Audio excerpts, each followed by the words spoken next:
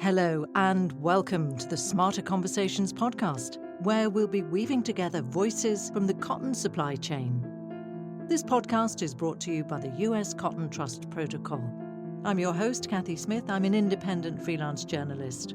This podcast series does exactly what the name implies. I'm going to be talking to some of the key movers and shakers in the global textile supply chain to dig into the world of cotton. So hello, today is the 5th episode in our series and we're focusing on the 2020 Textile Exchange Sustainability Conference. Now the conference managed to gather hundreds of participants to discuss textile sustainability, and we want to ask how important is an event of this type and how does it move the needle on sustainability. So let me introduce our guests. First of all, Rhea Pepper is the Managing Director and co-founder of the Textile Exchange, a fifth-generation farmer, co-founder of 2 successful organic cotton businesses. So hello to you, Rhea. Greetings. Great to be here. Where are you? You're in Wyoming, I think. Exactly. Right in the middle of the state, Lander, Wyoming, at the base of the Wind River Mountains. So give us a weather check then. What's the weather like? We have fresh snow for the Christmas landing coming up. Woo, sounds nice. I'm in Brussels, so it's quite mild here. And we're also joined by Andy Jordan. Let me be more formal. I'm going to call you Dr. Andrew Jordan, but I'll call you Andy afterwards. And Andy is a pioneer for sustainability, an advisor to cotton farmers for 30 years. I know that you help farmers adopt new technologies and implement more sustainable practices. And of course, you're an advisor to the US Cotton Trust Protocol. And you spoke, I think, at the Textile Exchange Sustainability event, Andy. That's correct. It was a real pleasure to be on a panel with one of my favorite people, and that's Rhea Pepper. And, I just have to congratulate Rhea on her heritage of growing organic cotton and then managing the organic cotton exchange, and then later on the really super successful Textile Exchange, which embraces sustainable fibers. And it is a pleasure, and it was great to be on that conference. It's so important what's going on. So, Rhea, I mean, obviously it had to be a virtual event. Where would it have been normally, actually, this event? We rotate around between different market areas. It would have been in Dublin, which we're planning to come back to if we are able to convene in person this year. So it would have been in Dublin, but it was quite the virtual experience. We had over 1,200 people assemble, and we had some really great technology and support. So this was actually our 18th conference, and our mission verbs are to inspire and equip. And so when you think about delivering a top-notch conference, it is about education. It is about giving people tools and resources and access to information. It's about bringing maybe even controversial topics together, because we truly are on a journey together, but people may be taking that at different paces. And so it is about bringing existing leaders in the industry to share those best practices, the inspire part. So it's really exciting to see the diversity that's represented. We had over people from 50 different countries attend from throughout the entire supply network. So brands, retailers, designers, communications, manufacturers, farmers, ranchers. And so we really bring everybody into that bigger tent. And so you really get a sense that by bringing people together, people are talking to each other who might not normally talk to each other. Exactly. It's about that cross-pollination and people understanding are gaining that understanding of where they can make a difference and where they can get on the ramp to a more sustainable solution. And so that's, that is also where we launched this year our 2030 Climate Plus strategy, where we've showcased various solutions. Obviously, reducing greenhouse gases is going to be important for every industry. So we're really focused on the textiles and material side. And that's exactly where we've been able to do some partnership, for example, with the US Cotton Trust Protocol and ambitious goals they've established as well toward addressing more sustainable stewardship-focused farming, where we implement best practices that are good for that farm and good for the farmer and good for the planet as well. So what are the goals then that you have for the 2030 Climate Plus strategy? We actually have a very bold and audacious goal of a reduction of 45% of greenhouse gases across all of the different fibers. So it is truly an all of the above strategy with an aggressive substitution of preferred fibers. And preferred fibers means that they have a more positive impact. We've reduced the harmful impacts or taking out some toxins, or it's that movement along more regenerative, restorative, responsible materials. And cotton, of course, is the largest land-based fiber that we have. So while we do work across the board on regenerative grazing, for example, in wool and mohair and animal-based fibers, with cotton as the largest land-based fiber, again, it is one where we really focus on regenerative practices, healthy soils, as well as building biodiversity, and making cotton actually has a real opportunity to not just reduce harm, but actually deliver some really proactive and positive benefits for the climate when it comes to regenerative agriculture practices. So let me bring Andy in here, because you're obviously working for so long in the cotton world.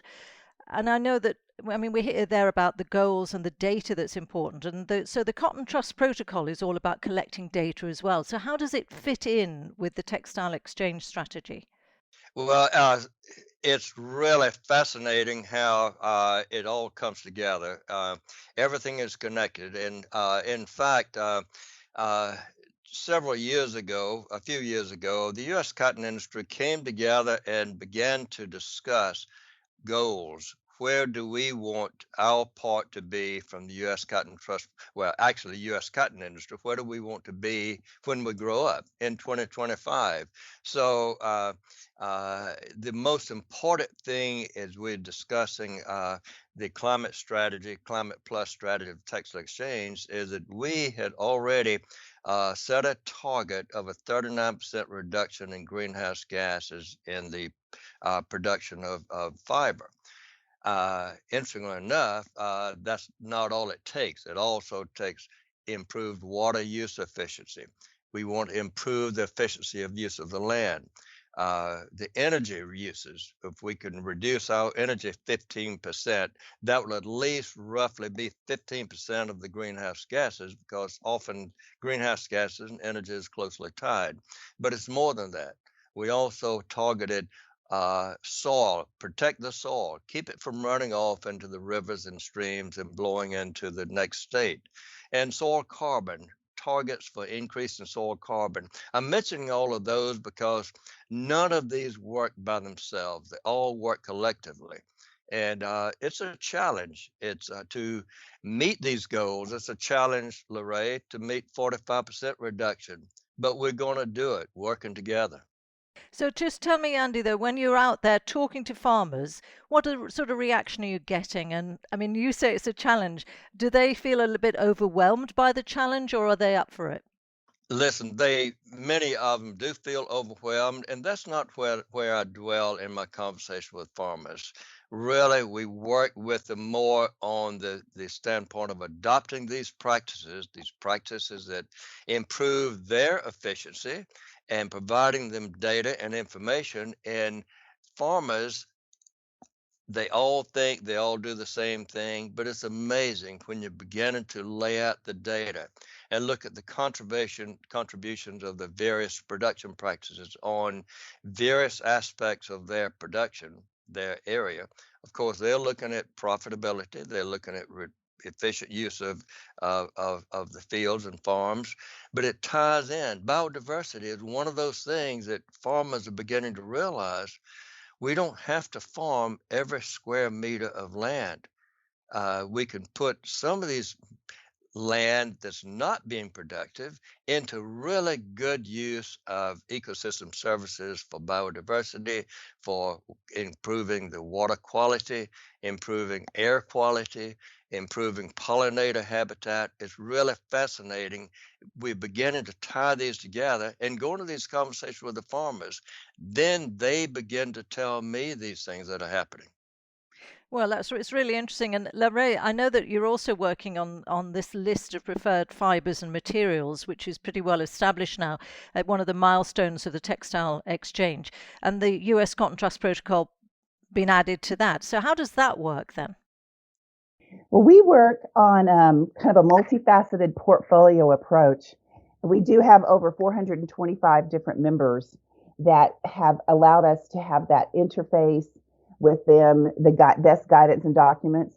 And one of the big things we're doing that will help support the work that is done around preferred fibers is that the current the problems and the poverty and the pollution have have been developed and are existing because of the current price paradigm. And so when Andy talks about farmers being overwhelmed and challenged by this a little bit, it's interesting because one of the big things that we're doing with the preferred fiber strategy is really shifting the conversation from a price paradigm to a value paradigm. And so really valuing what the farmers are doing, the intrinsic value that's in that crop, that's in the way the farmers are farming. Like, we talked about biodiversity and ecosystem services and restoration of riparian areas and water quality. And so one of the things that's going to be, driving success for this is the market engagement and the clear market signals they're sending of valuing this kind of production. And so as we, promote the use of preferred fibers, sit down and create strategies with these brands, then we help them place more priority on those value crops. And so the U.S. Cotton Trust Protocol is one of 11 initiatives that are involved in like the 2025 Sustainable Cotton Challenge. And so it really is giving brands a choice in every geographic region to really connect with a group that is working directly on the ground with farmers to improve those best practices. And so the U.S. Cotton Trust Protocol has come out really strong. They're rolling farmers directly in the program. There's education available for the farmers as they drive to adopt these best practices. And so that's really what we want to see. And that's what we're conveying to the market as why it's important to support these sustainable initiatives and these preferred fibers. And how are the brands then using this information to then get to the end customer? It's interesting. Some of them are just putting in their corporate fiber report at this point in time. It's like, okay, here's what we're doing around more sustainable cotton, or here's what we're doing to promote organic agriculture or regenerative practices. And so some of it is they're still figuring out with maybe a capsule collection. But we're working on very proactively of what can they convey to consumers when it does come to soil health. So we're working on surveys right now of what does it look like to really convey this value to consumers. We're working on point of purchase that is going into some stores and piloting that. Certainly the stores and programs that are selling over the web have that space to educate consumers about the value. So it's really exciting. The companies that are starting to talk to their consumers are where we're seeing the most growth in these programs. So I expect that to evolve more. Right now, to make a market claim, it has to be a certified product. And so we are seeing that growth where you can label specifically like for organic. We'll be working on consumer education with the 2025 initiatives as well as U.S. Cotton Trust Protocol to really get key targeted messages that communicate the value to the consumers through the brands. And so, Andy, I mean, the Cotton Protocol, very much part of this, which is a real triumph, actually, isn't it? Absolutely. And let me go on to say that primarily we've been talking about the environmental metrics here this morning, but understand we want to partner with the Textile Exchange on the preferred fibers list to be sure that a customer has a safe choice when they're from the social standpoint, from the horrific stories we've been hearing about forced labor. We fortunately address these things way ahead of time, and that's so important. So when we talk about a list of preferred fibers and materials, the brands are looking at it, they're using it, but when does it actually translate into greater sales? Is it too early for that, Andy? Yes, it's too early. It's really all over the map. Some brands and retailers, they really are zeroing in right now. We want preferred fibers. We must buy from this list. Translate that to the farmers. The farmers say, wow, it's so valuable. Why don't they pay me more? That's not a guarantee, and we are not guaranteeing that. We are saying this is the value added. you have value. We hope our customers will continue to purchase fibers from the preferred fibers list, and we need to be there. We should be there for a lot of reasons. Well, and if we talk about different initiatives, another initiative is the Cotton 2040 initiative, Larray, and I know that the Textile Exchange is a big supporter of that. And that's about making sustainable cotton a mainstream choice. That's really what we're getting at already, talking about the brands where they're positioning this. But you really want to, and this initiative is all about making sustainable cotton the mainstream choice. Tell us more. The Cotton 2040 program is a great example of where the industry comes together to really kind of address specific barriers to growth. So while Textile Exchange may do longer term programs through our roundtables and the direct work in the fields, Cotton 2040's initiatives in working groups and work streams this year are about building demand. And they have the Cotton Up Guide that's doing that representation. So it's about offering education and tools and access to these preferred cotton solutions.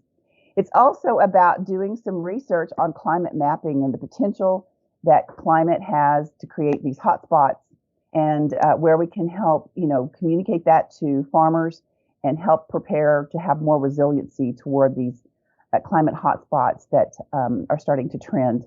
And the other one that'll be starting soon is about business models. It comes back to the point Andy was making of, paying a penny more or two, what's the value of this investment as a farmer I'm making in the land?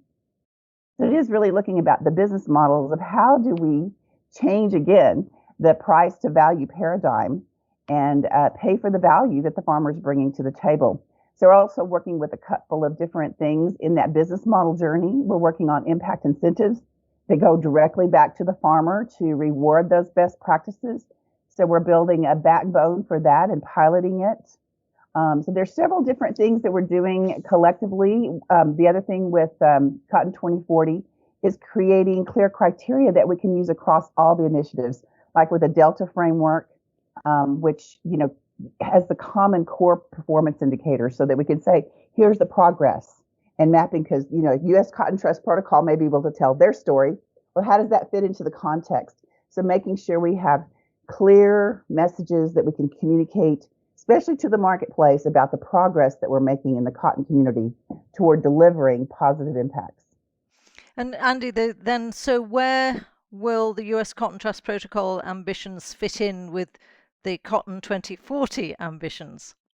It's another case where it's like a hand in glove, working with the Textile Exchange and then being introduced to the Cotton 2040, and then getting involved in the Delta framework. It is so important that we all work together. And Larray said it so well that maybe she didn't say, but there's a lot of confusion sometimes with different initiatives. And there is a common element there that we see, that we need to work on finding those common objectives, those common goals, and work toward those.